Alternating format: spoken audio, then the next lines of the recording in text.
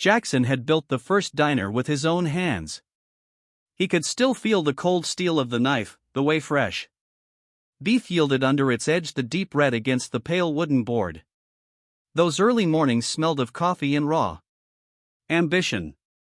His hands were steady, then hands that could work 16 hours and still lift a hammer to fix a loose hinge before locking up for the night. Now those same hands were rougher, older. The skin was thicker, the knuckles more pronounced. Years of signing contracts, shaking strangers' hands, and holding meetings had taken some of the grit out of them. Yet, as he looked down at them, the weight of what they represented returned. These were the hands that had promised something to every customer who walked through his doors: fresh meat every day. That promise had been the spine of his business, the one thing that would never be sold, swapped, or bent for convenience. It wasn't just about food. It was about trust, about knowing that a man's word was as solid as the counter you leaned on while waiting for your order.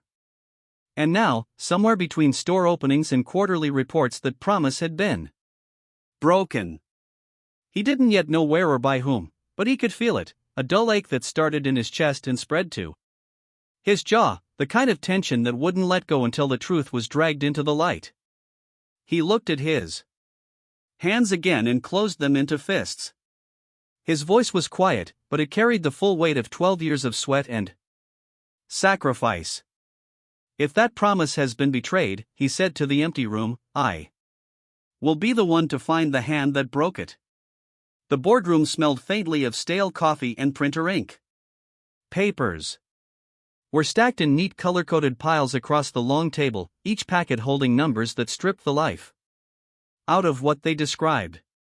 Jackson sat halfway down the table, not at the head. He had learned long ago that a man heard more truth when people forgot he was the one who started it all. The chief financial officer cleared his throat. His voice flat and even, as if delivering bad news were simply another line item. Quarterly revenue is down 8%. Customer satisfaction ratings have fallen for the fourth consecutive month. We've had a 40% increase in refund requests since last year. If these trends continue, we will need to consider closing at least 3 locations by the end of the fiscal year. Jackson didn't look at the charts being passed around. He'd seen enough numbers in his life to know when they were bleeding out. The marketing director spoke next, tapping a pen against the table. There's a consistent theme in the negative reviews, words like cold, unfriendly, and he glanced at the page. Not what it used to be.